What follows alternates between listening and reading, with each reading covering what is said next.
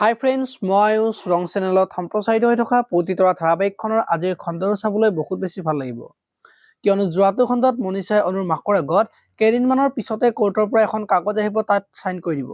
বিভূতি ফুকনে আপোনাৰ পৰা মুক্তি বিচাৰিছে আৰু ডিভোৰ্চ হৈ যোৱাৰ পিছত বিভূতি ফুকন মোৰ স্বামী হ'ব আৰু তেতিয়া এইখন ঘৰৰ অধিকাৰ মোৰ হ'ব আৰু তেতিয়া মাক আৰু জীয়েক দুয়োটাকে ঘৰৰ পৰা উলিয়াই দিম বুলি কোৱা দেখিবলৈ পাইছিল। আজিৰ খণ্ডটোত প্ৰজ্ঞাই মনীষাৰ কথা ভাবি থাকিব আৰু সেইখিনি সময়তে কিংচুক যাব আৰু কি চিন্তা কৰি আছা বুলি সুধিব আৰু তেতিয়া প্ৰজ্ঞাই দেউতাকে যে মাকক মনীষাৰ কাৰণে ডিভোৰ্চ দিবলৈ ওলাইছে সেই কথাটো ক'ব আৰু তেতিয়া কিংচুকে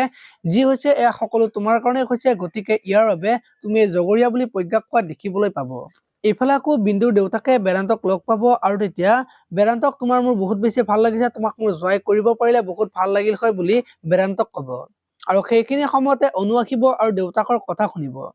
আৰু দেউতাক ঘৰলৈ যোৱা দেউতাকক আপুনি ল'ৰাজনৰ বিষয়ে একো নজনাকৈ বিন্দুৰ বিয়াৰ কথা ভাবিছে বুলি ক'ব আৰু তেতিয়া দেউতাকে মোৰ ছোৱালীৰ কথা মই চিন্তা কৰিম, তুমি ক'বলৈ কোন বুলি কোৱাত অনুৰ মনটো বহুত বেছি বেয়া লগা দেখিবলৈ পাব। আনফালে আকৌ বেদ আজি বেদান্তৰ ওচৰলৈ যাব আৰু দেউতাই তোমাক বিয়াৰ কথা কৈছে, কিন্তু বিন্দুৰ লগত এটা ঘটনা ঘটিছে,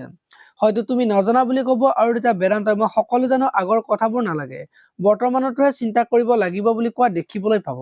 আপোনালোকে পতিতৰা ধাৰাবাহিকখন চাই কেনেকুৱা পায় কমেন্ট কৰি জনাব